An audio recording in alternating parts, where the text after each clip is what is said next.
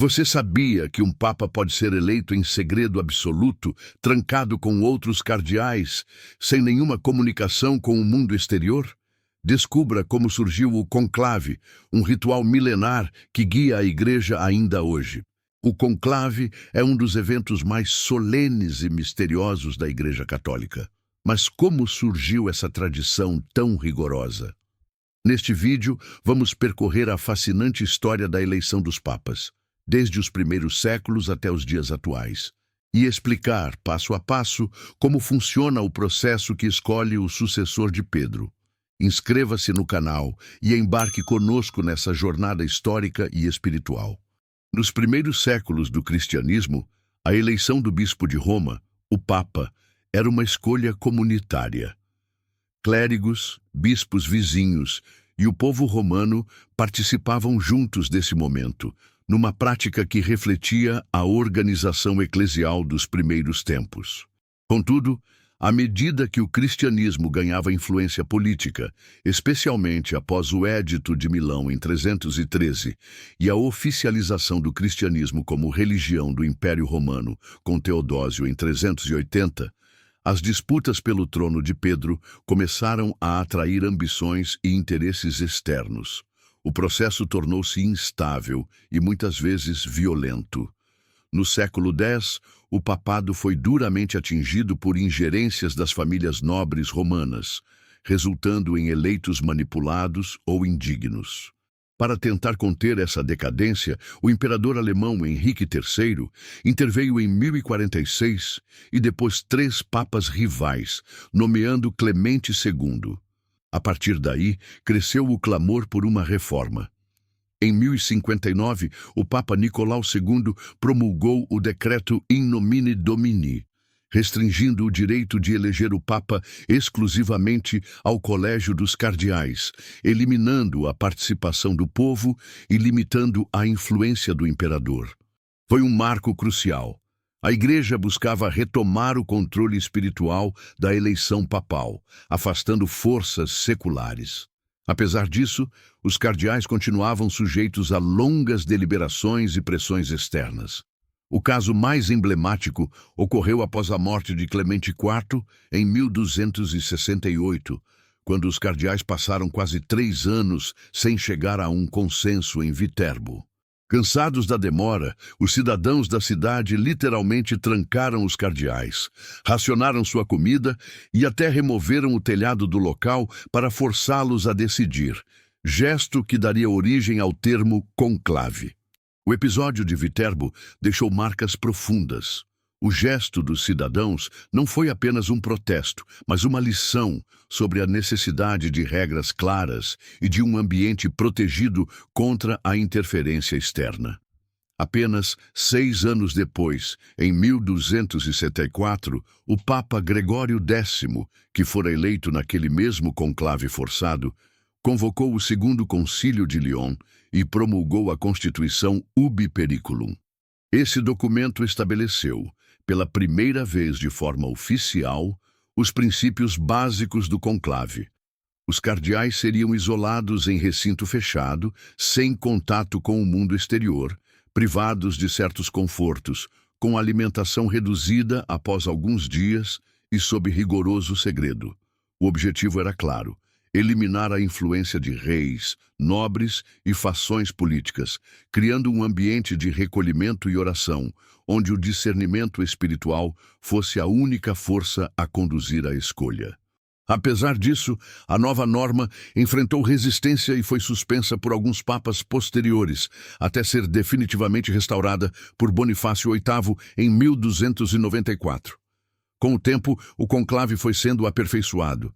Em 1621 e 1622, Gregório XV introduziu cédulas secretas e procedimentos mais rigorosos, detalhados nas constituições Aeterni Patris Filius e De Sette Romanum Pontificem. Já no século XIX, Pio IX presenciou o fim dos estados pontifícios e reforçou a neutralidade da eleição. Em 1904, Pio X aboliu oficialmente o jus exclusivae, o direito de veto que certas monarquias católicas ainda reivindicavam. No século XX, Paulo VI limitou o voto aos cardeais com menos de 80 anos, e João Paulo II consolidou o processo moderno com a Constituição Universi Dominici Gregis, em 1996. Assim, ao longo de 7 séculos, o conclave passou de uma medida emergencial para um rito canônico estruturado, símbolo de obediência, oração e fidelidade à vontade de Deus. Quando um papa morre, ou como no caso raro de Bento XVI, renuncia, inicia-se o período conhecido como sede vacante.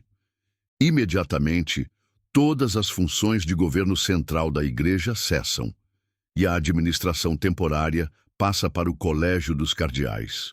Durante esse tempo, nenhum cardeal pode tomar decisões que comprometam o futuro Papa, sendo permitido apenas manter o funcionamento ordinário da Santa Sé.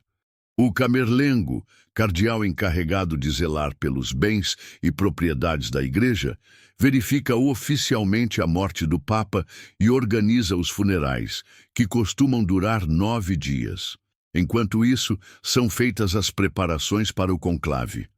Os cardeais, com menos de 80 anos, atualmente cerca de 120, são convocados a Roma, onde se hospedam na Casa Santa Marta, uma residência dentro do Vaticano.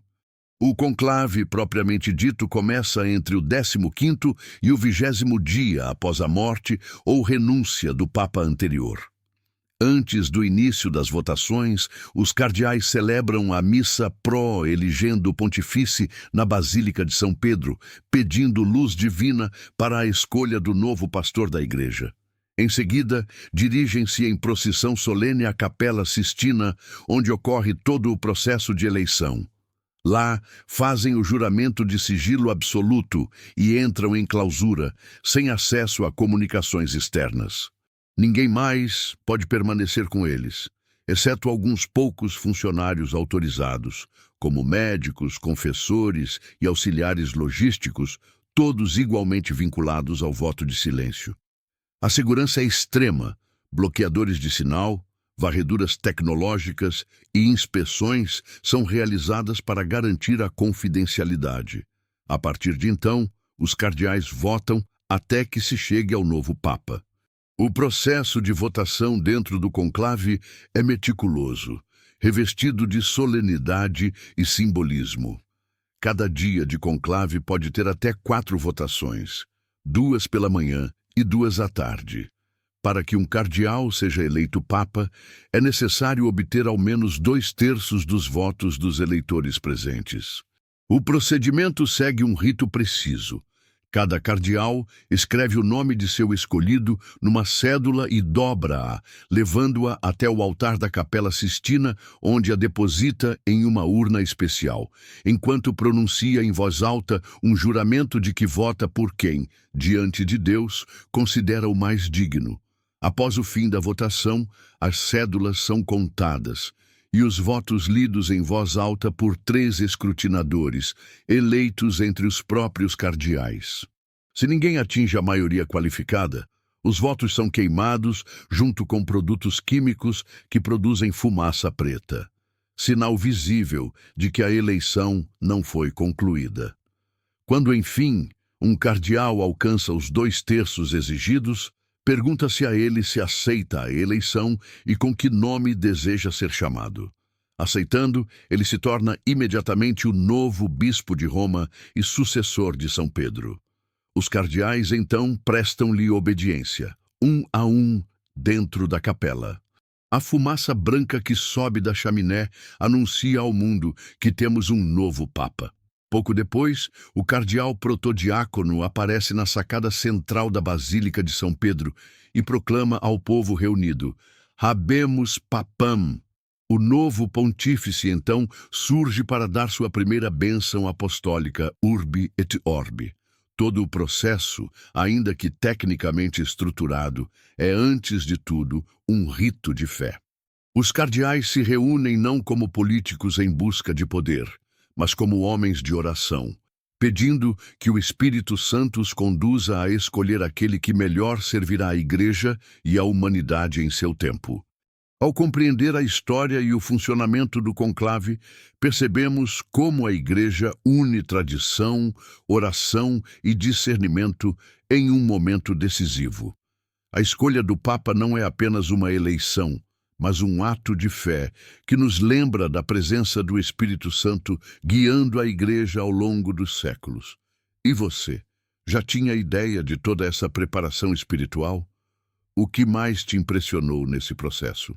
Deixe sua opinião nos comentários e compartilhe este vídeo com quem também deseja conhecer a beleza da fé católica em ação.